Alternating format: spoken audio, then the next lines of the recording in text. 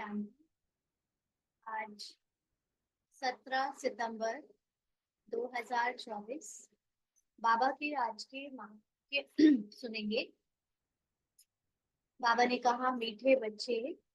हाँ जी बाबा, यह राज सभी को सुनाओ कि आबू सबसे बड़ा तीर्थ है। स्वयं भगवान ने यहाँ से सबकी सद्गति की है। तो बाबा आज हमको सेवा का काम दे रहे हैं। हमें सबको बताना है कि आबू, जहाँ पर स्वयं निराकार परमात्मा शिव ब्रह्मा के द्वारा अवतरित होकर सभी आत्माओं की सद्गति करते थे। सद्गति का अर्थ क्या होता है?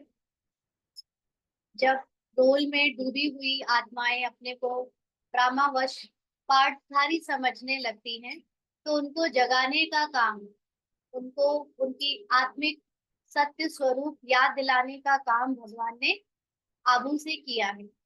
तो आबू ही सबसे बड़ा तीर्थ है ना। कोई भी चारों धाम या जो तीर्थ यात्रा करने जाते हैं, वहां पर सब फिजिकल आइडेंटिटी के साथ जाते हैं, अपने को शरीर समझ कर जाते हैं।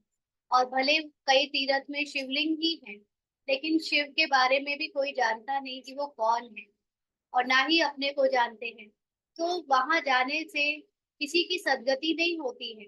भले ही मान्यता है कि कोई तीर्थ कर लेता है तो उसको स्वर्ग मिलेगा, या उसके सारे पाप धुल जाएंगे, या जो भी जिस कारण से जाते हैं श्रद्धा भाव से, लेकिन उसमें कोई भी किसी का ना तो परिवर्तन होता है, ना ही उनके दुख दूर होते हैं। और यहाँ पर जब आबू हम ज्ञान के साथ आते हैं, माना अपना सत्य परिचय जानकर परमात्मा के साथ मिलन मनाने आते हैं, तो हमारी जो अवेकनिंग है, हमारी जो अपनी सत्य आइडेंटिटी है, उसको जान लेने से, उसको जीवन में उतारने से हमारे पार्ट के भी सारे दुख क्या होते हैं, समाप्त होते जाते हैं। क्योंकि पार्ट में, ड्रामा में जो कुछ है वो तो फिक्स्ड है, लेकिन उसको प्ले करने वाली आत्मा उससे जब न्यारी रहकर अपने को पार्ट बजाते हुए साक्षी होकर देखती है, तो उसके ऊपर दुख सुख का प्रभाव होना बंद हो जाता है। और उससे फिर उसके पार्ट में भी एक ग्लोरी आ जाती है, माना वो अपने आप को सतयुग के अकॉर्डिंग ढालने से अपने कर्म में सदगति की तरह उसको पुण्य कर्म करके चलती है। तो इसलिए बाबा कहते कि अब ये बात सबको सुनाओ कि अगर दुख से मुक्त होना है तो आबू ही वो तीर्थ है जहाँ स्वयं भगवान आते हैं। प्रश्न है, कौन सी एक बात मनुष्य अगर समझ जाए तो यहाँ भीड़ लग जाएगी। मनुष्यों को तो फिजिकल तीर्थ पता है ना, वो तो सब भक्ति में सब जानते हैं। लेकिन ऐसी कौन सी एक बात है जो अगर मनुष्य समझ जाए, जान अकेले से नहीं, समझ जाए, तो यहाँ भीड़ लग जाएगी। बाबा ने उत्तर दिया, मुख्य बात समझ लें कि बाप ने जो राजयोग सिखाया था वह अभी फिर से सिखा रहे हैं। वह सर्वव्यापी नहीं है। बाप इस समय आबू में आकर विश्व में शांति स्थापन कर रहे हैं। उसका जड़ यादगार दिलवाड़ा मंदिर भी है। आदि देव यहाँ चैतन्य में बैठे हैं। यह चैतन्य दिलवाड़ा मंदिर है। यह बात समझ लें तो आबू की महिमा हो जाए और यहाँ भीड़ लग जाए। आबू का नाम बाला हो गया तो यहाँ बहुत आएंगे। तो मुख्य बात मनुष्य अगर समझ जाए तो भीड़ लग जाए, वो क्या कि जिस राजयोग के बारे में गीता में भी वर्णन है और बहुत सारे मनुष्य गुरु समझाते रहे राजयोग के बारे में ना। कई लोग राजयोग सिखाते हैं, राजयोग मेडिटेशन के रूप में नहीं, लेकिन राजयोग शिक्षा के रूप में। तो वो राजयोग जो मनुष्य सिखाते हैं वो सत्य राजयोग नहीं है। मुख्य राजयोग जो स्वयं परमात्मा ने, जो कि निराकार शिव है, उन्होंने सिखाया, वो भगवान अभी फिर आकर सिखा रहा है। और वो सर्वव्यापी नहीं है, अर्थात वो हर कोई नहीं सिखा सकता। जो राजयोग के नाम से अनेक किताबें आती है या अनेक लोग शिक्षाएं देते हैं, वो परमात्मा का राजयोग नहीं है। वो तो मनुष्य ही अपने आप जो भी अंडरस्टैंडिंग है उनकी, उसके अकॉर्डिंग समझाते हैं। उससे भी थोड़ा बहुत भला होता है, लेकिन जो आत्माओं को सिखाया जाता है निराकार परमात्मा के द्वारा। वो राजयोग एक ही है जो इस समय स्वयं बाप यानी निराकार परमात्मा आकर आबू में सिखा रहे हैं और विश्व में शांति स्थापन कर रहे हैं। तो इसका प्रूफ है माउंट आबू में जो दिलवाड़ा जैनियों का मंदिर है, आप लोग गए होंगे ना, वहां पर जो दिखाया गया है कि 108 आदि देव या तपस्वी तपस्या कर रहे हैं और ऊपर नक्काशी में स्वर्ग की इतनी सुंदर नक्काशी हो रखी है। यानी इस समय जो संगम युग चल रहा है, भगवान आकर हमको जो राजयोग सिखा रहे हैं, इस शिक्षा और योग से यानी अपने को जान लेने से, जो अपने सत्य परिचय से हम परमात्मा से सत्य सत्य आइडेंटिटी के साथ जब मिलन बनाते हैं, योग लगाते हैं, तो हम सतयुग यानी स्वर्ग जैसी दुनिया में पार्ट बजाने के लिए पहुंच जाते हैं। तो अगर ये बात सभी को पता चल जाए तो आबू में जैसे भीड़ लग जाए और आलू आबू का जो नाम है वो बाला हो जाए। ओम शांति। बच्चों को योग सिखाएं और सब जगह सब आपे ही सीखते हैं। सिखलाने वाला बाप नहीं होता। बाप माना निराकार परमात्मा शिव। तो बाकी जगह तो मनुष्य सिखाते हैं, यहाँ पर केवल एक निराकार परमात्मा सिखाते हैं। एक दो को आपे ही सिखलाते हैं। दूसरी जगह पर जो भी योग सिखाता है वो एक मनुष्य दूसरे मनुष्य को सिखाता है। यहाँ तो बाप बैठ सिखलाते हैं बच्चों को। रात दिन का फर्क है। वहां तो बहुत मित्र संबंधी आदि याद आते रहते हैं, इतना याद नहीं कर सकते हैं, इसलिए देही अभिमानी बहुत मुश्किल बनते हैं। अच्छा, यहाँ पर बाबा जो बात कर रहा है वो क्या है?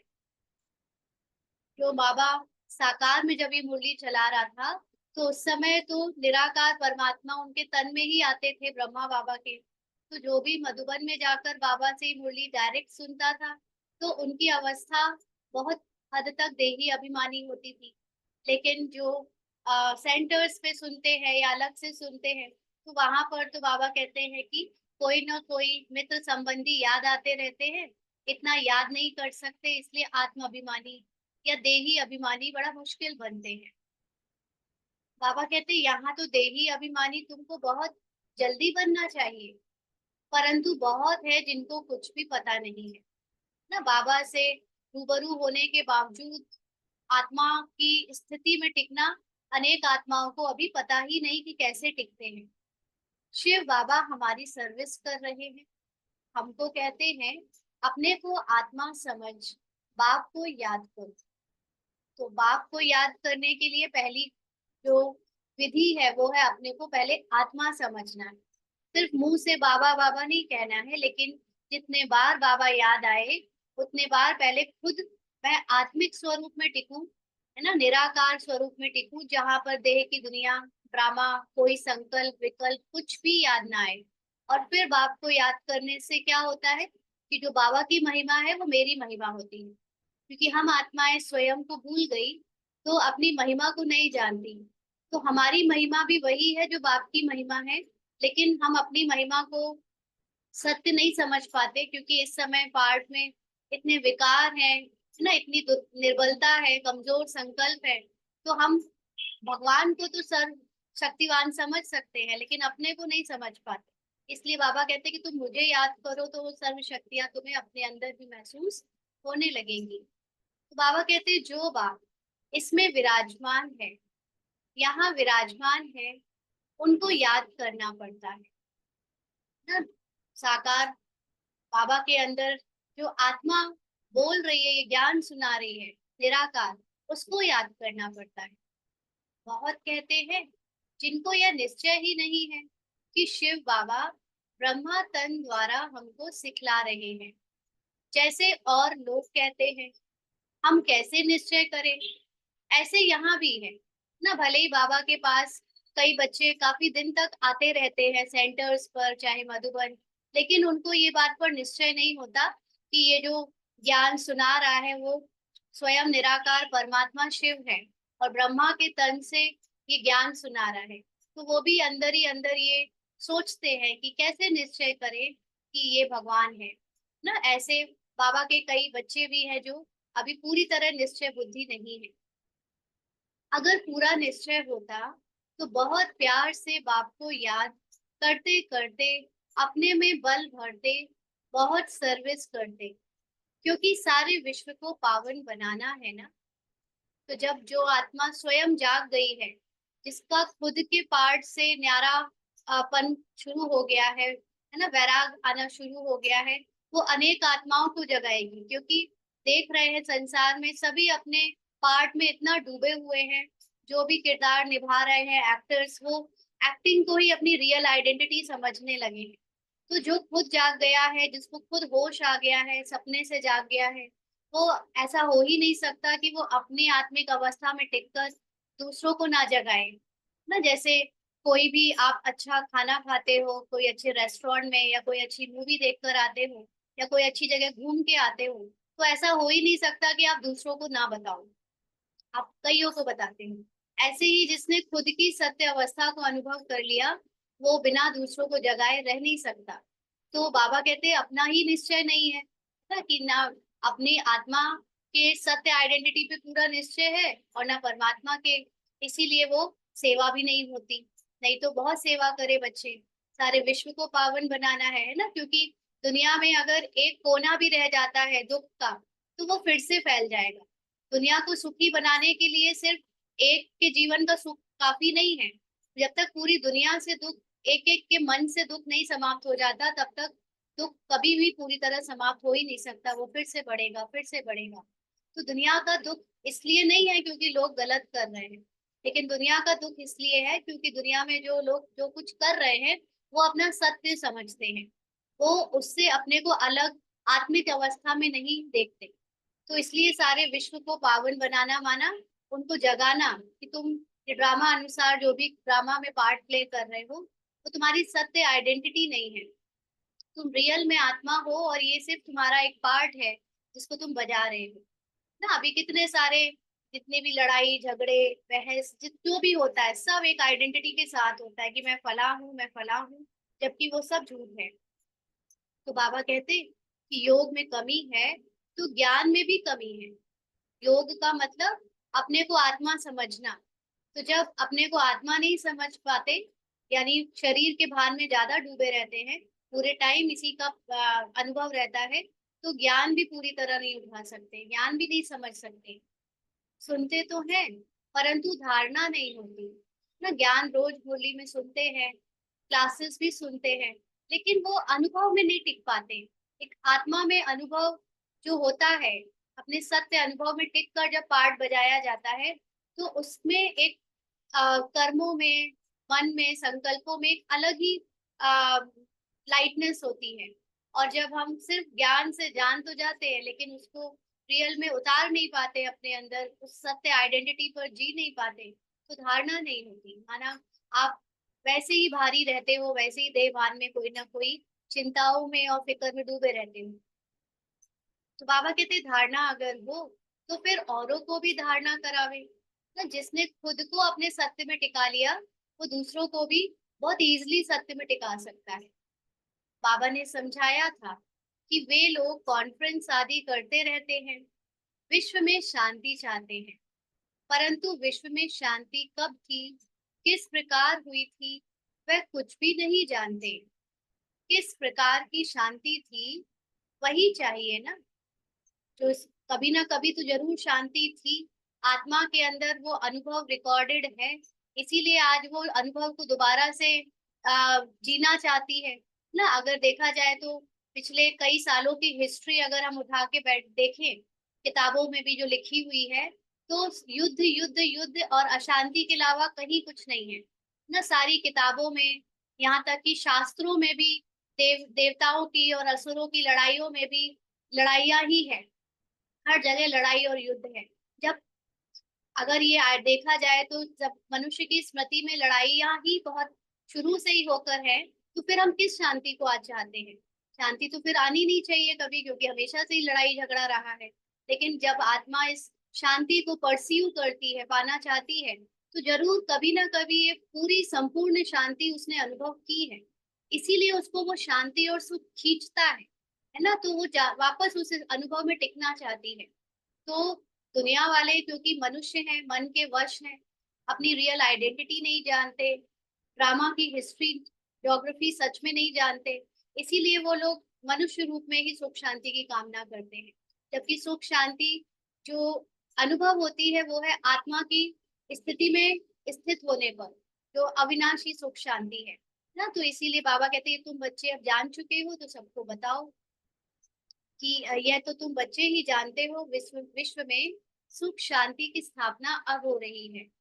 जब हम सोल कॉन्शियस में शिफ्ट हो रहे हैं तो वो शांति भी हमारे अंदर परमानेंट होती जा रही है। तो जितनी आत्माएं इस सोल कॉन्शियस स्टेट में स्थित होती जाएंगी उतनी ज्यादा शांति फैलती जाएगी।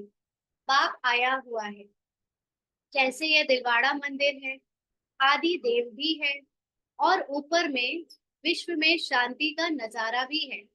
इसने भी मंदिर देखा होगा ना, तो उन्हें पता है कि नीचे बैठे हुए हैं तपस्या करते हुए आदिदेव, और ऊपर सतयुग का नजारा है। तो कहाँ भी कॉन्फ्रेंस आदि में तुमको बुलाते हैं तो तुम पूछो कि विश्व में शांति किस प्रकार की चाहिए। इन लक्ष्मी नारायण के राज्य में विश्व में शांति थी। यह तो दिलवाड़ा मंदिर में पूरा यादगार है। विश्व में शांति का सैंपल तो चाहिए ना, कहीं तो ऐसी पहचान हो कि जिसको देखकर कहे कि हाँ ये शांति की जगह है और ऐसी ही सब जगह शांति हमको चाहिए ना। जब तक कोई सैंपल ना हो तो उसको बाकी के लोग कैसे पहचाने। तो बाबा कहते हैं लक्ष्मी नारायण के चित्र से भी समझते नहीं है, क्योंकि क्या समझते हैं कि लक्ष्मी नारायण तो भगवान है ना, कहीं दूर दुनिया में रहते हैं, कोई और युग के हैं। युग की तो ठीक है कि कोई और है, लेकिन मुख्य बात है कि समझते हैं लक्ष्मी नारायण कोई दूसरी ही पहचान है ना, भगवान देवता ये सब कोई दूसरी दुनिया के हैं या बहुत ऊपर रहते हैं। ये नहीं जानते कि हमारे ही पूर्व जन्मों में पार्ट हमने लक्ष्मी नारायण देवी देवताओं का पार्ट बजाया है। तो वो चित्र से भी नहीं समझते। पत्थर बुद्धि है ना, तो उन्हों को बताना चाहिए कि हम बता सकते हैं। विश्व में शांति का सैंपल एक तो यह लक्ष्मी नारायण है, और फिर इन्हों की राजधानी भी देखना चाहते हो तो वह भी दिलवाड़ा मंदिर में चलकर देखो। मॉडल ही दिखाया जाएगा ना, वह चलकर आबू में देखो, है ना। अगर जितने लोग भी आबू या बाबा के घर जाके आए हैं, सब कहते हैं कि वो स्वर्ग है ना, वहां पे फरिश्ते रहते हैं। तो अगर दुनिया का भी सैंपल चैतन्य में देखना हो तो भी आबू है, और अगर मॉडल जड़ चित्रों में देखना हो तो वहां पे दिलवाड़ा मंदिर में देख लो। बाबा कहते मंदिर बनाने वाले खुद नहीं जानते हैं, जिन्होंने ही बैठ ये यादगार बनाया है, जिसका दिलवाड़ा मंदिर नाम रख दिया है। आदि देव को भी बिठाया है, ऊपर में स्वर्ग भी दिखाया है। जैसे वह जड़ है वैसे तुम हो चैतन्य, इनको चैतन्य दिलवाड़ा नाम रख सकते हैं। बाबा कह रहे हैं कि यहाँ पर तुम सब चैतन्य बच्चों को चैतन्य दिलवाड़ा नाम रख सकते हैं, परंतु पता नहीं कितनी भीड़ हो जाए। अगर पता चल जाए कि यहाँ भगवान चैतन्य में आता है तो पागल हो जाए मनुष्य, है ना। अभी देखो कितनी भीड़ लग जाती है, तो ये अभी बता नहीं सकते सब। तो बाबा कहते मनुष्य ही मूंझ जाए, यह फिर क्या है। समझाने में बड़ी मेहनत लगती है, क्यों? क्योंकि सब अपने को देहधारी समझकर बैठे हैं। शरीर समझते हैं तो आत्मा की बातें समझ में आती नहीं ना, अपने को आत्मा जान लेना भी बड़ा मुश्किल लगता है, तो इसलिए बहुत समझाना पड़ता है। बहुत बच्चे भी नहीं समझते हैं ना, कितने बच्चे हैं जो बाबा बाबा कहते हैं लेकिन अभी उनको ही क्लियर नहीं है परमात्मा आत्मा का ज्ञान या ड्रामा का ज्ञान। तो बाबा कहते हैं भले दर पर हैं, पास में बैठे हैं, समझते कुछ भी नहीं। प्रदर्शनी में अनेक प्रकार के मनुष्य जाते हैं, ढेर मठ पंथ है, वैष्णव धर्म वाले भी हैं, वैष्णव धर्म का अर्थ ही नहीं समझते हैं। श्री कृष्ण की बादशाही कहाँ है जानते ही नहीं। श्री कृष्ण की राजाई को भी स्वर्ग और वैकुंठ कहा जाता है ना। वैष्णव धर्म वाले श्री कृष्ण को मानते हैं और शरीर की बहुत पवित्रता रखते हैं, लेकिन असली अर्थ में वैष्णव का मतलब क्या होता है वो नहीं जानते, और ना ही अपने इष्ट श्री कृष्ण की बायोग्राफी को जानते हैं कि वो कब थे, कहाँ थे। भले ही कहते रहते हैं ना उनको द्वापर में ले गए, वैकुंठ में रखते हैं, लेकिन वैकुंठ कहाँ है ये भी नहीं पता उन्हें। तो बाबा ने कहा था कि जहां भी बुलावा हो वहां जाकर तुम समझाओ विश्व में शांति कब थी। यह आबू सबसे ऊंचे से ऊंचा तीर्थ है, क्योंकि यहाँ बाप विश्व की सदगति कर रहे हैं। आबू पहाड़ी पर उनका सैंपल देखना हो तो चलकर दिलवाड़ा मंदिर में देखो। विश्व में शांति कैसे स्थापना की थी उसका सैंपल है। सुनकर बहुत खुश होंगे, जैनी लोग भी खुश होंगे। तुम कहेंगे यह प्रजापिता ब्रह्मा हमारा बाप है, आदि देव। तुम समझाते हो फिर भी समझते नहीं। कहते हैं ब्रह्मा कुमारियां पता नहीं क्या कहती हैं। हाँ, दुनिया में मनुष्यों को यही लगता है पता नहीं ये लोग क्या कहती हैं। तो अब तुम बच्चों को आबू की बहुत ऊंची महिमा करके समझाना चाहिए। आबू है बड़े से बड़ा तीर्थ। बॉम्बे में भी समझा सकते हो। आबू पहाड़ बड़े से बड़ा तीर्थ है, क्योंकि परमपिता परमात्मा ने आबू में आकर स्वर्ग की स्थापना की है।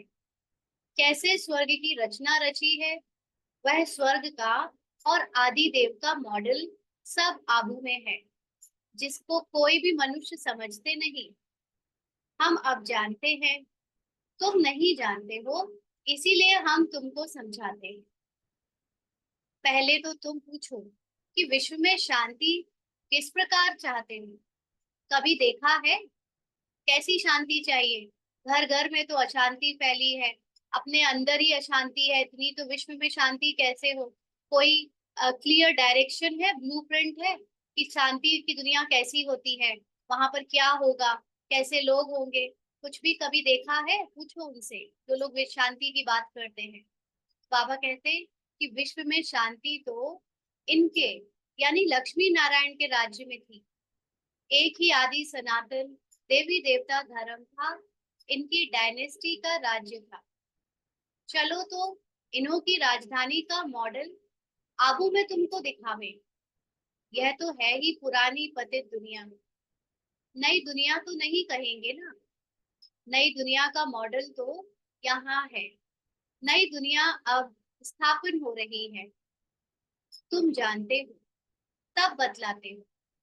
सभी नहीं जानते हैं, ना बतलाते हैं और ना समझ में ही आता है। बात है बहुत सहज। ना कितने सारे बच्चे जो बाबा के बने हैं और आबू आते जाते रहते हैं, बाबा के घर भी जाते हैं, लेकिन उन्हें खुद भी उसका इतना महत्व नहीं पता है ना जो दूसरों को समझा सके। तो बाबा कहते हैं अभी सभी नहीं जानते। ऊपर में स्वर्ग की राजधानी खड़ी है, ऊपर यानी दिलवाड़ा मंदिर की छत में जो नक्काशी है उसमें। नीचे आदि देव बैठा है, जिसको एडम भी कहते हैं ना। हर धर्म में जो है फर्स्ट मैन फर्स्ट ह्यूमन दिखाया है, आदि देव आदि देवी, एडम और ईव, या आदम बीवी ना हवा। ये सब क्या है? ये सारे ब्रह्मा सरस्वती के ही अलग अलग नाम हैं जो फर्स्ट ह्यूमन क्लैन में शुरुआत हुई उसमें। बाबा कहते हैं कि वह है ग्रेट ग्रेट ग्रैंड फादर। कौन? आदिदेव ब्रह्मा। ऐसी तो महिमा सुनाएंगे तो सुनकर खुश होंगे।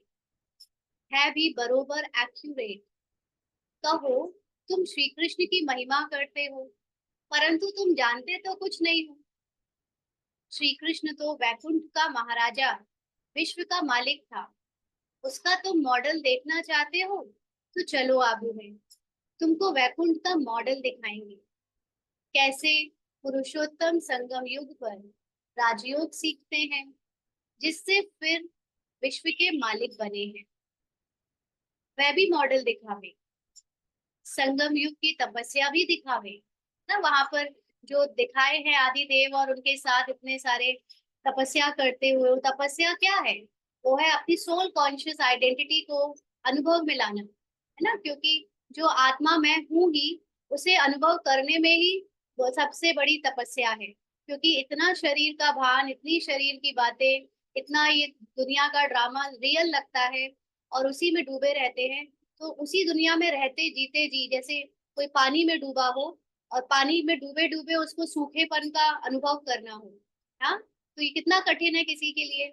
ऐसे ही संसार इतना, जहाँ पर सब कुछ चलता फिरता हिलता डुलता शोर शराबे की दुनिया, उसमें किसी को सिर्फ अपने साइलेंस की, अनमूवेबल, एकदम स्टिल आत्मा को अनुभव करना हो, तो तपस्या जैसा लगे, है ना। तपस्या क्यों? क्योंकि आप अपने आप को तपाते हो मतलब बार बार इस फिजिकल आइडेंटिटी से निकाल कर अपनी रियल आइडेंटिटी में टिकाना, ये जैसे एक अच्छा खासा तप है।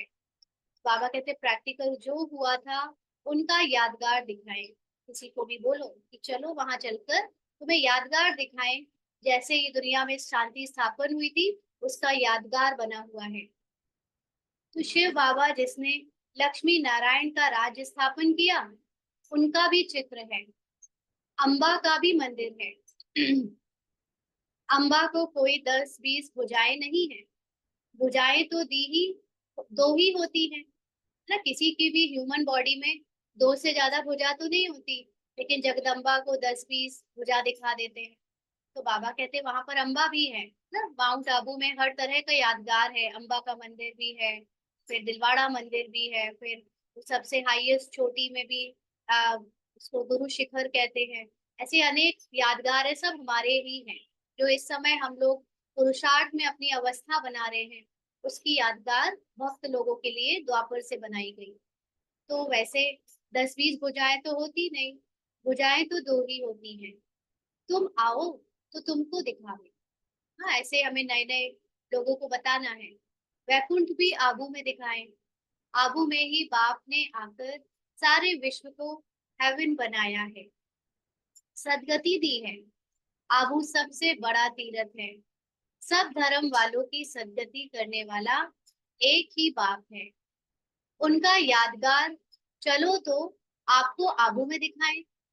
आबू की तो तुम बहुत महिमा कर सकते हो, तुमको सब यादगार दिखाएं। क्रिश्चियन लोग भी जानना चाहते हैं, प्राचीन भारत का राजयोग किसने सिखाया, क्या चीज थी ना। आजकल क्रिश्चियन लोग भी बहुत इंटरेस्टेड हो रहे हैं बाबा के ज्ञान में। हाँ, अभी हमारे लौकिक में जो बच्चा है वो भी इस क्रिश्चियन स्कूल में पढ़ता है, तो पीटीएम में जब हम गए तो वहाँ के फादर और सिस्टर्स भी पूछ रहे थे कि आप क्या करते हो, क्या है आपका मेडिटेशन।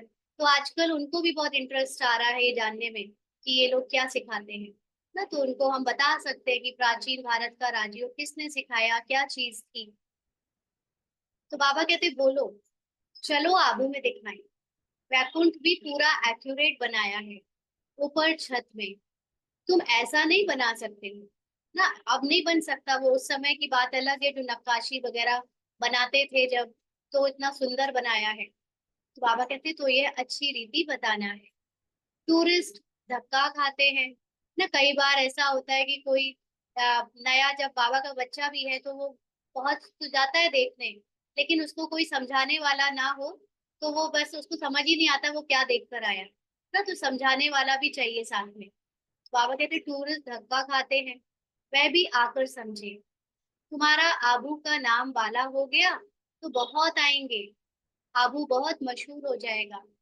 जब कोई पूछते हैं कि विश्व में शांति कैसे हो, सम्मेलन आदि में निमंत्रण देते हैं, तो पूछना चाहिए विश्व में शांति कब थी, वह जानते हो। तो विश्व में शांति कैसे थी, चलो हम समझाएं। मॉडल्स आदि सब दिखाएं। ऐसा मॉडल और कहाँ भी नहीं है। आबू ही सबसे बड़ा ऊंच से ऊंच तीर्थ है, जिसमें बाप ने आकर के विश्व में शांति सर की सद्गति की है। यह बातें और कोई नहीं जानते। तुम्हारे में भी नंबरवार है ना, बाबा के बच्चों में भी ये जो समझ है ज्ञान की, जो इम्पोर्टेंस है, वो नंबरवार है। भले बड़े महारथी म्यूजियम आदि संभालने वाले हैं, परंतु ठीक रीति किसी को समझाते हैं वह नहीं। बाबा रीड तो करते हैं ना ना, बहुत सारे जगह पे बाबा की प्रदर्शनियां या समझाने वाले होते हैं। तो कोई ठीक समझाते हैं, कोई कुछ कुछ कमजोर होते हैं समझाने में। यानी जिसको जितनी अपनी अंडरस्टैंडिंग है वो उसके अकॉर्डिंग दूसरों को समझाते हैं। तो बाबा तो ये सब जानता है कि कहाँ पर कैसे समझा रहे हैं उनके बच्चे। बाबा सब कुछ समझते हैं, जो भी जहां भी है उनको समझते हैं, कौन कौन पुरुषार्थ करते हैं, क्या पद पाएंगे। जिसने जितनी सोल कॉन्शियस स्थिति को यहाँ पर अभ्यास में लाया है, वो वैसा पद पाएगा। इस समय अगर मर पड़े तो कुछ भी पद पा नहीं सकेंगे ना। बाबा देख रहा है कि मेजोरिटी बच्चे अभी भी देह भान में ही हैं। सोल को जान लेने के बाद भी अपने को वो सोल समझकर चलते नहीं, आत्मा समझकर चलते नहीं। आत्मा का सिर्फ मुख से पंडित जैसा ज्ञान देते रहते हैं, है ना। इसीलिए बाबा कहते हैं कि अगर अभी शरीर छोड़ दे तो वो संस्कार भी अभी देह भान का ही साथ में जाएगा। आत्माभिमानी देही अभिमानी का संस्कार अगर साथ में नहीं जाएगा तो पद कुछ भी नहीं मिलेगा। क्योंकि नई दुनिया में, देवताओं की दुनिया में, वहां पर ऊंचे पद पाने वाले आत्माभिमानी होते हैं ना। सोल कॉन्शियस आइडेंटिटी सबकी होती है, लेकिन इस समय वो हमको अभी जीते जी अपने अंदर डालनी है। जीते जी वैसे ही उस समझ के साथ अपने पार्ट को प्ले करना है। अगर हम बॉडी और बॉडी के रिश्ते समझकर ही पार्ट प्ले करेंगे तो कुछ पद नहीं पा सकेंगे। बाबा कहते हैं यदि याद के यात्रा की मेहनत वह समझ नहीं सकते। तो याद क्या होता है? बस बाबा बाबा कह देना याद नहीं होता, या बैठ जाना सुबह शाम 2 घंटा, ये याद नहीं है। याद का मतलब अपने को सदा आत्मा समझकर पार्ट बजाना। हर पल ये याद दिलाना कि इस ड्रामा में मुझे जो संकल्प आ रहे हैं, जो मेरे द्वारा बोला जा रहा है, जो मेरे द्वारा करा जा रहा है, या जो भी स्वभाव संस्कार मिला है, ये पहले से ही प्री स्क्रिप्टेड रिकॉर्डेड है। इसमें मेरा कुछ भी अपना देने का, लेने का, बदलने का है ही नहीं। मैं आत्मा स्टिल होकर केवल अपने पार्ट को बजते हुए देख रही हूँ, डायरेक्टर की स्क्रिप्ट के अकॉर्डिंग। तो इसलिए बार बार अपने को ये याद दिलाना, ये है याद की यात्रा की मेहनत। अदरवाइज बाबा बाबा कहना कोई मंत्र की तरह जपना मुश्किल बात नहीं है। ये तो हम भक्ति में भी करते आए ना, राम राम राम। ये दूसरा तरह का कोई भी किसी को मंत्र मिल गया गुरु से तो बोलते आए, तो यहाँ भी अगर सिर्फ वैसे ही बोल रहे हैं, उसको याद की यात्रा नहीं कहेंगे। याद में सबसे पहली जो जरूरत है वो है अपने को आत्मा समझना ना। इसलिए बाबा कई बार कहते हैं कि बच्चे समझते ही नहीं कि क्या करना है। बाप रोज रोज नई बातें समझाते हैं, ऐसे ऐसे समझाकर ले आओ। यहाँ तो यादगार कायम है ना। वहां पर तो हम देख सकते हैं बाबा ने कैसे, ब्रह्मा बाबा ने कैसे पुरुषार्थ किया, और कैसे सतयुग आया, कैसे स्थापना हुई। ये सब मॉडल है वहां पर। बाप कहते हैं मैं भी यहाँ हूँ, आदि देव भी यहाँ है, वैकुंठ भी यहाँ है। सब कहाँ है? आबू में है। आबू की बहुत भारी महिमा हो जाएगी। आबू पता नहीं क्या हो जाएगा ना। बाबा के समय से आज तक देखते देखते ही स्पेशल ट्रेनें चलने लगी हैं आबू के स्टेशन से। आबू का स्टेशन जो कि इतना छोटा सा गांव जैसा था, वो आज इतना बड़ा स्टेशन हो गया। और वहां पे आने के लिए इतने सारे सरकार के एडमिनिस्ट्रेशन लेवल के लोग आते हैं ना, देश विदेश के हर तरह के बड़े बड़े लोग आते हैं। तो आज खुद हम देख सकते हैं कि आबू की महिमा कितनी ऊंची हो गई है। ये तो बाबा 1950s के पहले की बात कर रहा है, तब बाबा ने कहा था, और आज हम उसको देख ही पा रहे हैं कि उसकी महिमा क्या है। बाबा कहते हैं आबू पता नहीं क्या हो जाएगा। जैसे देखो, कुरुक्षेत्र को अच्छा बनाने के लिए करोड़ों रुपया उड़ाते रहते हैं ना। जहाँ पर लोग समझते हैं कि महाभारत हुई, वो हरियाणा का जो शहर है कुरुक्षेत्र, वहां पर सब समझते हैं कि वो हुआ था लड़ाई वड़ाई। तो उसको टूरिस्ट प्लेस बनाने के लिए करोड़ों रुपया उड़ाते रहते हैं। बाबा कहते हैं कितने ढेर मनुष्य जाकर वहां इकट्ठे होते हैं। इतनी बदबू, गंदगी होती है कि बात मत पूछो। कितनी भीड़ होती है। समाचार आया था कि भजन मंडली की एक बस नदी में डूब गई। यह सब दुख है ना। अकाले मृत्यु होती रहती है। वहां तो ऐसे कुछ होता ही नहीं। कहाँ? सतयुग में। यह सब बातें तुम समझा सकते हो। बातचीत करने वाला बड़ा सेंसिबल चाहिए। बाप ज्ञान का पंप कर रहे हैं, बुद्धि में बैठा रहे हैं ना। अपनी हिस्ट्री ज्योग्राफी जो हमें याद नहीं है, उसको जानने के लिए बाबा रोज नई नई बातें हमको तरीके से समझाता है कि तुम भूल चुके हो, तुम कौन हो, कहाँ से आए हो, तुमने क्या क्या पार्ट प्ले किए, क्या हुआ सब कुछ दुनिया में। ये सब कुछ बाबा बुद्धि में बैठा रहा है। दुनिया थोड़े ही इन बातों को समझती है, वह समझते हैं। नई दुनिया का सैर करने जाते हैं। बाप कहते हैं यह दुनिया अब पुरानी गई की गई। वह तो कहते हैं 40,000 वर्ष पड़े हैं। हाँ, शास्त्रों में दिखा दिया 40,000 वर्ष पड़े हैं कलयुग को खत्म होने में। तुम तो बतलाते हो कि सारा कल्प ही 5,000 वर्ष का है। पुरानी दुनिया का तो मौत सामने खड़ा है। इसको कहा जाता है घोर अंधियारा। कुंभकर्ण की नींद में सोए पड़े हैं। ना, कुंभकर्ण को कितना भी जगाओ फिर सो जाता है, फिर सो जाता है। तो आज भी सभी अपने को शरीर समझकर शरीर के जन्म मृत्यु के चक्कर में पड़े हैं, शरीर की जरूरतों के लिए, शरीर की इच्छाओं के लिए भाग रहे हैं। तो जैसे बार बार सो जाते हैं ना, जब सपना बहुत अच्छा आता है तो क्या होता है, या अच्छा नहीं भी आए लेकिन जब सपना बहुत गहराई से आपको खींचे रहता है तो उठ नहीं पाते। ऐसे ही संसार का जो सपना चल रहा है वो इंसानों को जागने नहीं दे रहा, आत्मा को अपने सत्य को पहचानने नहीं दे रहा। तो बाबा कहते कुंभकर्ण आधा कल्प सोता था, आधा कल्प जागता था। तुम कुंभकर्ण थे। ये कुंभकर्ण कोई एक नहीं था, हम ही सब कुंभकर्ण थे, है ना, आज भी कुंभकर्ण है। तो ये यादगार है, एक के ऊपर दिखा दिया। बाबा कहते ये खेल बड़ा वंडरफुल है। इन बातों को सब थोड़े ही समझ सकते हैं। कई तो ऐसे ही भावना में आ जाते हैं, है ना, एक के साथ दूसरा लग लेता है, चलो चलो तुमको दिखा के आए, तो भावना से चले जाते हैं। सुनते हैं कि यह सब जा रहे हैं तो चल पड़ते हैं। उनको बताते हैं हम शिव बाबा के पास जाते हैं। शिव बाबा स्वर्ग की स्थापना कर रहे हैं। उस बेहद के बाप को याद करने से बेहद का वर्षा मिलता है। बस, मतलब बोल देते हैं ये लाइन कि बेहद का बाप और बेहद का वर्षा। बाकी जानते नहीं ये होता क्या है ना, बेहद का बाप क्या होता है, बेहद का वर्षा क्या होता है, बस सुनी सुनाई बातों को एज इट इज बोल देना। बाबा कहते बस, तो वह भी कह देते शिव बाबा हम आपके बच्चे हैं, आपसे वर्षा जरूर लेंगे, बस बेड़ा पार है ना। कोई सोच लेता है कि बाबा बाबा कह दो हो गया हमारा भी इनकी तरह बेड़ा पार, लेकिन ऐसा नहीं है ना। आत्मा को अपना सत्य जब तक अनुभव नहीं होगा तब तक बेड़ा पार नहीं हो सकता ना, चाहे कितना भी हम बाबा बाबा करते रहे। तो बाबा कह रहे भावना का भाड़ा देखो कितना मिलता है। भक्ति मार्ग में तो अल्पकाल का सुख है। यहाँ तुम बच्चे जानते हो बेहद के बाप से बेहद का वर्षा मिलता है। तो बेहद का बाप हम बच्चों को पता है या नहीं क्या होता है। बेहद का बाप मतलब आत्माओं का पिता ना, यहाँ पर कोई शरीर का पिता नहीं, आत्माओं का पिता।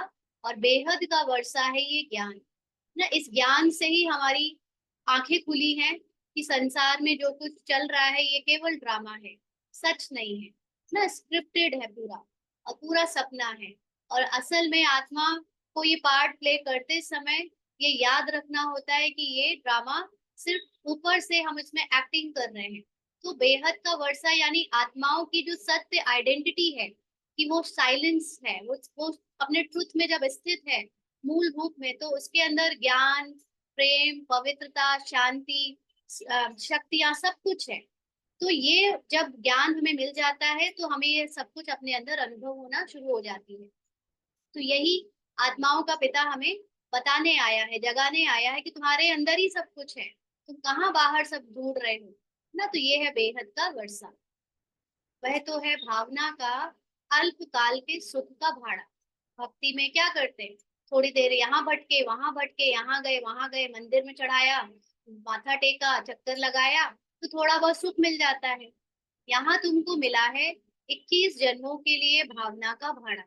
यानी 21 जन्म तक हम भूलेंगे नहीं कि हम आत्मा हैं ना। अभी सब भूले हुए हैं, तो अपने को पार्ट समझते हैं, स्त्री पुरुष के भान में रखते हैं।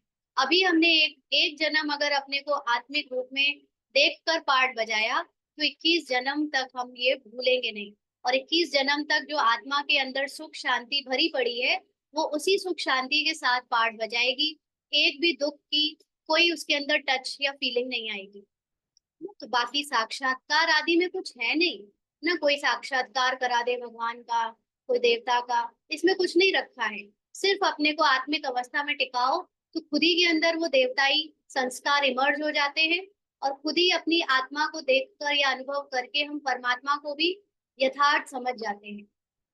तो बाबा कहते कोई कहते हैं साक्षात्कार हो, यानी हमें दिखाओ भगवान कैसे होता है ना। तो बाबा समझ जाते हैं कि इसने कुछ भी समझा नहीं है ना। किसी पूरी देह भान में डूबे हुए लोग कह रहे हैं कि मुझे इन आंखों से भगवान दिखाओ, तो भगवान कोई देखने की चीज तो है ही नहीं।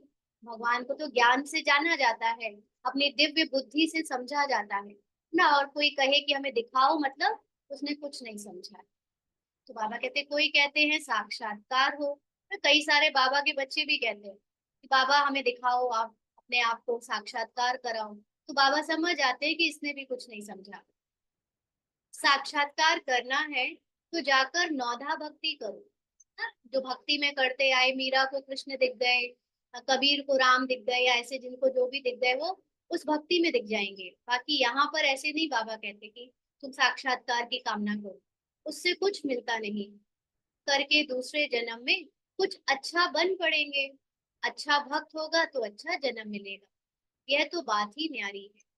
चलो अभी 1 मिनट के लिए सभी अशरीरी हो जाएं, कंप्लीट साइलेंस में अपने को आत्मा समझ बाबा को याद करो।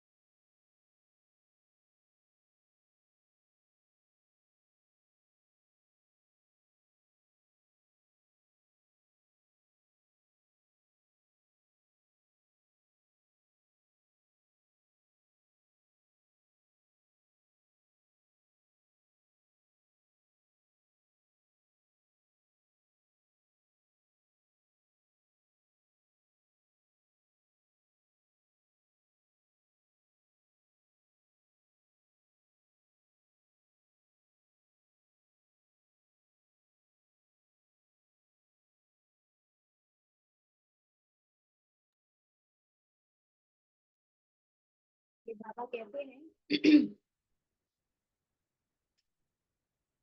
यह पुरानी दुनिया बदल रही है, बाप है ही दुनिया बदलने वाला।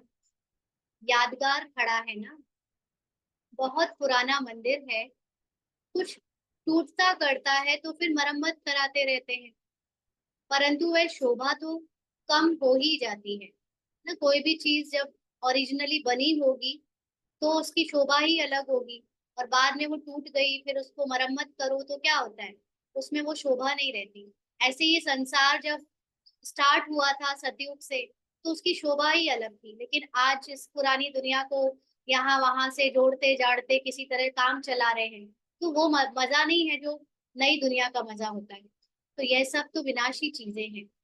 तो बाप समझाते हैं बच्चे, एक तो अपने कल्याण के लिए अपने को आत्मा समझ बाप को याद करो, तो विकर्म विनाश हो। पढ़ाई की बात है, तो विकर्म विनाश होने का अर्थ क्या होता है, ये रोज समझ लेना बहुत जरूरी है ना, क्योंकि रोज कोई ना कोई नया या पुराने को भी याद ना रहे। तो विकर्म विनाश होना मतलब पिछले जन्मों में हमने अपने को शरीर समझकर जो भी कर्म किए थे वो सब विकर्म बने। क्योंकि हम बॉडी है नहीं, हम है आत्मा, लेकिन समझा अपने को बॉडी, और बॉडी की अलग अलग पहचानों के साथ जो भी पाप किए या कर्म किए वो पाप बनते चले गए, यानी हिसाब किताब बनता चला गया। और अब अपने को ये जानना कि मैं आत्मा, पिछले जन्मों में जो भी पार्ट मैंने बजाया, चाहे उसमें बड़े से बड़ा पाप क्यों ना किया हो, लेकिन वो भी पहले से ही स्क्रिप्टेड था। उसको बजाने के लिए मुझ आत्मा को बेबस होकर बजाना ही पड़ता, क्योंकि डायरेक्टर ने मुझे स्क्रिप्ट दी थी बजाने के लिए।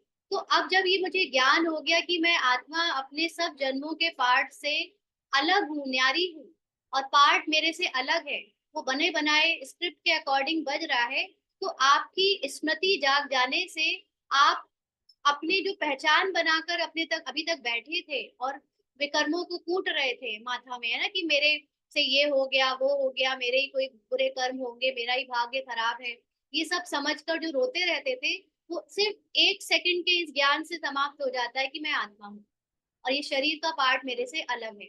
शरीर में मेरे द्वारा बोले जा रहे एक एक शब्द, मेरे द्वारा संकल्प मुझ में जो आ रहे हैं, वो एक एक संकल्प, एक एक संस्कार, एक एक विशेषता, गुण, अवगुण, सब पहले से बने बनाए स्क्रिप्ट के अकॉर्डिंग मिला है। ये मैं नहीं हूँ, है ना। तो ये ज्ञान होते ही आप जैसे ही सोल कॉन्शियस आइडेंटिटी से अपने को देखने लगते हो, पार्ट अपने से अलग दिखने लगता है, तो आपके ऊपर विकर्मों का जो प्रभाव, यानी जो पिछले जन्मों के कर्मों का कुछ भी हिसाब किताब या फल आता है, उससे आप मुक्त रहते हो, उससे प्रभावित नहीं होते हो। इसको कहते हैं विकर्म विनाश होना। तो ये पढ़ाई की बात है, जितना अच्छे से समझेंगे उतना अच्छे से उसको अपनी हैबिट में अपने आत्मिक स्वरूप में टिकाकर चल पाएंगे। बाकी यह जो मथुरा में मधुबन, कुंज, गली आदि बैठ बनाया है, वह कुछ भी है नहीं, ना कोई गोप गोपियों का खेल है। यह समझाने में बड़ी मेहनत करनी पड़ती है। एक एक पॉइंट अच्छी रीति बैठ समझाओ। कॉन्फ्रेंस आदि में भी चाहिए योग वाला, यानी जो सोल कॉन्शियस आइडेंटिटी से कहीं भी जाएगा सेवा करने, उसकी एक्चुअली में रियल सेवा होगी। बाकी मुंह का जौहर या, है ना, वाणी का जौहर या ज्ञान का जौहर तो कई है, लेकिन उस आइडेंटिटी में कौन टिका है, वो है योग वाला। बाबा कहते तलवार में जौहर नहीं होगा, किसी को तीर लगेगा नहीं ना। आप चाहे जितने अच्छे ज्ञान के पॉइंट किसी को सुना दो, लेकिन खुद की सोल कॉन्शियस स्मृति नहीं है, तो किसी को भी वो टच होगा नहीं। तब बाप भी कहते हैं कि अभी देरी है, यानी अभी तक ऐसे सेवा अगर चल रही थी और हो भी रही थी, तो वो भी ड्रामा में पहले से लूज है, क्योंकि अभी टाइम है। क्योंकि जैसे जैसे आत्मा सोल कॉन्शियस आइडेंटिटी में आ जाएगी, फिर वो भूलेगी नहीं, वो परमानेंट बन जाएगी।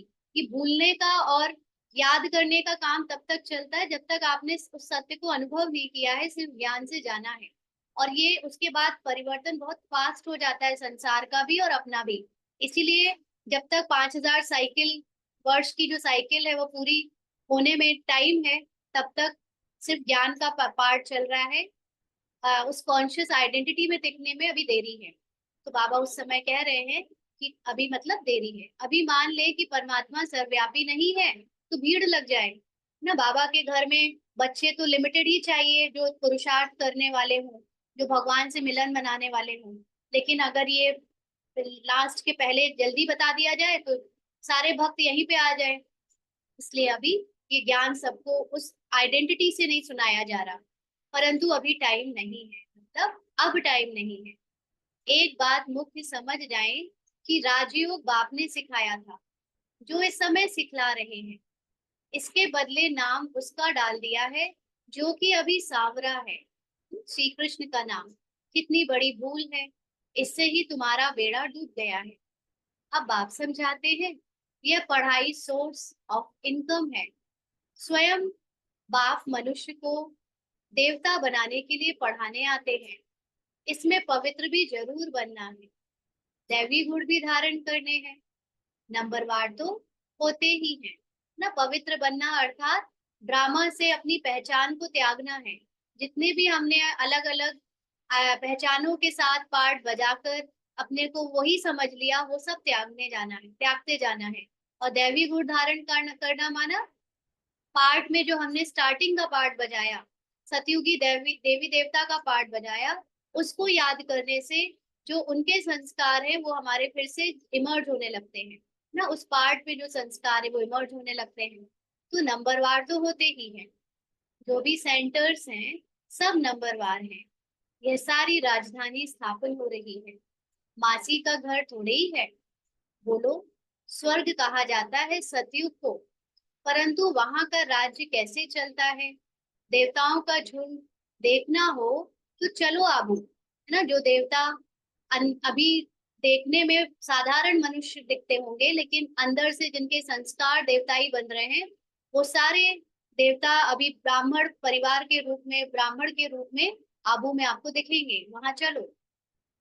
और कोई ऐसी जगह है नहीं जहां ऐसे छत में राजाई दिखाई हो ना। पूरी दुनिया में या भारत में भी अनेक जगह, अनेक ऐसे मंदिर हैं, किले हैं, जहाँ कई तरह की नक्काशियां बनी हैं, लेकिन जो दिलवाड़ा मंदिर की नक्काशी है वो एकदम डिफरेंट और एकदम अलग है ना, जहाँ पर सतयुग की राजाई दिखाई गई है। तो बाबा कहते भले अजमेर में स्वर्ग का मॉडल है, परंतु वह और बात है। यहाँ तो आदि देव भी है ना। सतयुग किसने और कैसे स्थापन किया, यह तो एक्यूरेट यादगार है। अभी हम चैतन्य दिलवाड़ा नाम लिख नहीं सकते हैं ना। अभी बाबा के बच्चे क्योंकि रोज पुरुषार्थ में ऊपर नीचे हो रहे हैं, इसलिए उनको अभी विश्व के सामने बाबा शोकेस में नहीं रख पा रहा है, क्योंकि कभी कोई कभी कुछ कैसी स्थिति हो जाती है और समय भी बचा हुआ है ना, भीड़ ना लगे अभी, इसलिए ये बाबा अभी चैतन्य में नहीं लिख सकते। जब मनुष्य खुद समझ जाएंगे तो आपे ही कहेंगे कि तुम लिखो, अभी नहीं। अभी तो देखो थोड़ी बात में ही क्या कर देते हैं। क्रोधी बहुत होते हैं, देह अभिमान है ना।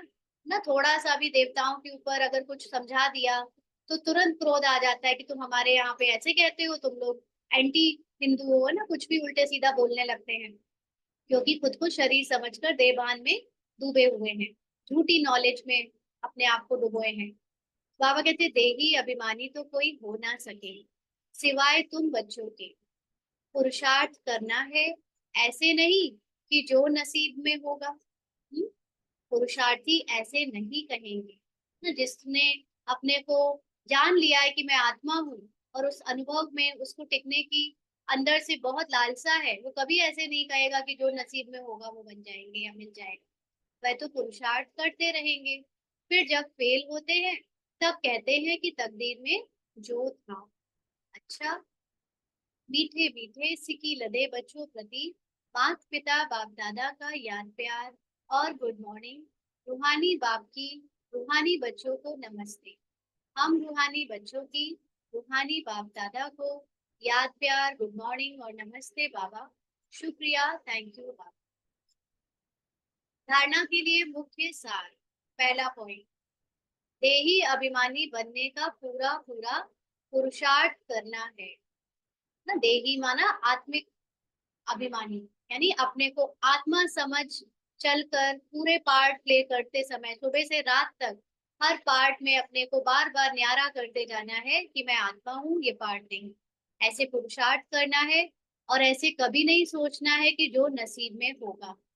सेंसिबल बनना है ना, एक बार समझ लिया है तो फिर उसको ज्ञान में जीवन में उतारना क्या बड़ी बात है। तो सेंसिबल बनना है, ज्ञान सुनकर उसे स्वरूप में लाना है, याद का जौहर धारण कर फिर सेवा करनी है ना। अपने को आत्मा समझ कर आत्मा की स्थिति में जो भी सत्यता है उसको अपने अंदर स्मृति में परमानेंट बैठा कर फिर सेवा करनी है। सबको आबू महान तीरथ की महिमा सुनानी है। आज का वरदान है एक बाबा शब्द की स्मृति से याद और सेवा में रहने वाले सच्चे योगी, सच्चे सेवाधारी भव। एक बाबा शब्द की स्मृति से याद और सेवा में रहने वाले सच्चे योगी, सच्चे सेवाधारी भव। तो बाबा ने समझाया कि आप बच्चे मुख से व मन से बार बार बाबा शब्द कहते हो। बच्चे हो तो बाबा शब्द याद आना या सोचना ही योग है। लेकिन कौन है बच्चा? शरीर बच्चा है क्या भगवान का? आत्मा बच्चा है बाबा की, यानी आत्मा बच्चा है उस निराकार परमात्मा की। तो जब बाबा कहते हो तो अपने को आत्मा समझकर बाबा कहना ना, तो यही योग है। ऐसे बार बार याद आना, सोचना ही योग है। और मुख से बार बार कहना ही बाबा ऐसे कहते हैं, बाबा ने ये कहा, यही सेवा है। माना अपने देह भान को निकालने के लिए हमें सदा हर बात में बाबा का शब्द यूज करना है। क्यों? क्योंकि जब ड्रामा का डायरेक्टर बाबा है, हाँ, और उस स्क्रिप्ट अनुसार हम अपना पार्ट प्ले कर रहे हैं, तो स्क्रिप्ट में जो विशेषता है, गुण है, डायलॉग्स हैं, कर्म है, वो कहाँ से मैंने बोले, कहाँ से मैंने सोचे, कहाँ से मैंने कुछ किया। वो तो स्क्रिप्ट करा रही है, तो आत्मा ने पार्ट प्ले किया। तो ये याद आना कि मैं आत्मा स्क्रिप्ट अनुसार चल रही हूँ, बोल रही हूँ, कर रही हूँ, ये ऑटोमेटिकली आप बीच में बाबा को ले आते हो, तो यही सेवा है। यानी पहले तो खुद की सेवा हो जाती है कि मैं आत्मा इससे अलग हूँ, और फिर जब दूसरे भी बार बार ये सुनते हैं कि ये कौन है बाबा बाबा करते हो आप, तो उनको भी बाबा का परिचय और उनके सत्य ज्ञान का, आत्मा का परिचय मिलने का चांस बन जाता है। तो यही सेवा है। लेकिन इस बाबा शब्द को कोई दिल से कहने वाले हैं और कोई नॉलेज के दिमाग से। दिल से कहना मतलब जिसने सत्य ज्ञान को जानकर अपनी सत्य आत्मा की अवस्था में टिककर निराकार शिव को समझकर बाबा कहा, वो दिल से कहने वाले हैं, जिससे उनका परिवर्तन हो रहा है। और बाकी नॉलेज के आधार पर जान लिया है कि हाँ बाबा है, मैं आत्मा हूँ, लेकिन खुद उस अनुभव को कभी अनुभव ही नहीं किया है ना, आत्मा को अनुभव नहीं किया अपने अपने रियल आइडेंटिटी में। तो जो दिल से कहते हैं उन्हें दिल में सदा प्रत्यक्ष प्राप्ति, खुशी और शक्ति मिलती है। यानी जो उस अवस्था में टिककर बाबा कहता है वो सदा ही अविनाशी खुशी और शक्ति को अनुभव करता है। और जो दिमाग वाले हैं, तो दिमाग वालों को बोलते समय खुशी होती है, सदा काल की नहीं। यहाँ पर दिमाग वाले का मतलब जो फिजिकल आइडेंटिटी के साथ बाबा को याद करते हैं, वो बोलते समय बताते समय तो खुश होते हैं, लेकिन उनकी खुशी बार बार उतर जाती है क्योंकि आत्मिक अनुभव में टिकते नहीं। तो बाबा के दोनों तरह के बच्चे हैं, दिल से बाबा को याद करने वाले और दिमाग से बाबा को याद करने। तो सच्चे सेवाधारी और सच्चे योगी वो हैं जो बाबा को दिल से याद करते हैं। स्लोगन है, परमात्मा परमात्मा रूपी क्षमा पर फिदा होने वाले ही सच्चे परवाने हैं ना। परवाने और क्षमा का एग्जाम्पल लिया जाता है कि क्षमा यानी वो जो ज्योति या आग होती है, उसमें जो परवाने छोटे छोटे कीड़े होते हैं वो अपने आप को जला लेते हैं। कुछ चारों तरफ फेरे लगाकर चले जाते हैं और कुछ उसमें अपने को जला ही देते हैं। तो ऐसे ही जो परमात्मा यानी निराकार परमात्मा शिव है, वो क्षमा है, यानी उनके ऊपर अपना सब कुछ फिदा कर देना, अपने आप को पूरी तरह समर्पण कर देना। पूरा पार्ट जब जिसने बनाया है तो वो बजवा लेगा जैसे बजाना होगा। इस इतना समर्पण बुद्धि के साथ जो पार्ट प्ले करता है वही सच्चे परवाने हैं। अच्छा, आज के अव्यक्त इशारे हैं 17 तारीख के। एक श्रेष्ठ कर्म करने का 100 गुणा संपन्न फल आपके सामने आएगा, लेकिन आप अल्पकाल के इच्छा मात्रम अविद्या बनो। इच्छा अच्छा कर्म समाप्त कर देती है। इच्छा स्वच्छता को खत्म कर देती है और स्वच्छता के बजाय सोचता बना देती है। इसीलिए इस विद्या की अविद्या हो। बहुत गहरी बात है ये। सबसे पहले समझना है इच्छा मात्रम अविद्या होता क्या है। आत्मा जब अपने मूल रूप में, मूल गुण में टिकती है या होती है, तो उसके अंदर कोई संकल्प नहीं होता, ड्रामा की कोई पहचान नहीं होती, कोई लेन देन नहीं, कोई बॉडी नहीं, कोई आइडेंटिटी नहीं। तो वो है ही इच्छा मात्रम अविद्या, है ना। उसको इच्छा पता ही नहीं क्या होता है ना। तो वो इच्छा मात्रम अविद्या मूल रूप की जो स्थिति है, उसको अभी पार्ट में बार बार याद करने से कि मैं आत्मा जिसकी कोई इच्छा नहीं, वो इच्छा होती भी क्या है उसको ये ज्ञान भी नहीं, इच्छा मात्रम अविद्या ही मेरा सत्य है। लेकिन जब हम कर्म करते हैं, यानी पार्ट प्ले करने में आत्मा दिख रही है, तो उस समय जब उसके द्वारा पार्ट में स्क्रिप्ट अनुसार कोई कर्म अगर होता है या कोई भी सेवा होती है, तो उस समय अगर ये इच्छा आई कि मुझे सेवा के फल के रूप में कुछ मिल जाए, तो वो आपके इच्छा के कारण आपको अच्छा नहीं बनने देती, माना आपको सोल कॉन्शियस स्थिति में स्थित नहीं होने देती। आप बार बार फिजिकल बॉडी की पहचान के आइडेंटिटी में चले जाते हो, क्योंकि ये मनुष्य की आदत है हर कर्म की कोई इच्छा रखना, एटलीस्ट कि सब मुझसे संतुष्ट हो जाए, ये भी एक इच्छा है। या मुझसे कोई काम हो तो उसमें मैं सफलता प्राप्त करूं, ये भी एक इच्छा है। मैं हर कर्म में कुछ ना कुछ प्राप्त करता रहूं, है ना, ये भी एक इच्छाएं हैं। तो हमें समझना है कि ड्रामा अनुसार हर कर्म ऑटोमेटिकली हो रहा है, आपके द्वारा बजाया जा रहा है, सोचा जा रहा है, करा जा रहा है, लेकिन आपका ट्रुथ क्या है, आप इससे परे हो। वो चलते रहने दो, वो बजता रहे, और उसमें हमारे फल की कोई इच्छा कामना ना रहे। इस आइडेंटिटी के साथ जब हम कोई कर्म करते हैं तो उसका 100 गुना अपने आप ही संपन्न फल मिलता है, सामने आता है। लेकिन अगर हल्की सी भी इच्छा रख ली, वो सूक्ष्म इच्छाएं भी होती हैं ना थोड़ी थोड़ी, तो वो इच्छा भी आपकी सोल कॉन्शियस स्थिति से उतार देगी आपको, और आप फिर से पहचान बना लोगे ड्रामा से। तो इच्छा जो है वो स्वच्छता को खत्म कर देती है। माना मन बुद्धि में जो ड्रामा फंसा हुआ है, उससे जो निकलने का हम अभ्यास कर रहे हैं, वो फिर से उसी गंदगी में, ड्रामा में फंसा देती है। तो स्वच्छता की बजाय आप सोचता बन जाते हो, मतलब मैं सोच रहा हूँ, मुझे सोचना है, मुझे करना है, मैं नहीं करूंगा तो कौन करेगा, ऐसे आपको बना देती है। यानी आप फिर से इच्छा के जाल में, ड्रामा के जाल में, माया के जाल में फंस जाते हो, और ये नहीं समझते हो कि सब बना बनाया प्ले हो रहा है, कुछ भी करने को सोचने को है नहीं। आपको अगर कुछ करना है तो सिर्फ इतना करना है कि अपनी सोल कॉन्शियस स्थिति में स्थित हो जाओ, जो कि इच्छा मात्रम अविद्या की स्थिति है। यानी इच्छा क्या होता है ये भी याद ना रहे, और बाबा की याद में अपने को आत्मा समझकर स्थित कर लो। ऑटोमेटिकली आपका पार्ट बेस्ट प्ले होता है, बेस्ट संकल्प आते हैं, बेस्ट बोल बोले जाते हैं, और हर काम में सफलता मिलती चली जाती है। तो सोल कॉन्शियस आइडेंटिटी हर बात का सॉल्यूशन है। अच्छा, ओम शांति।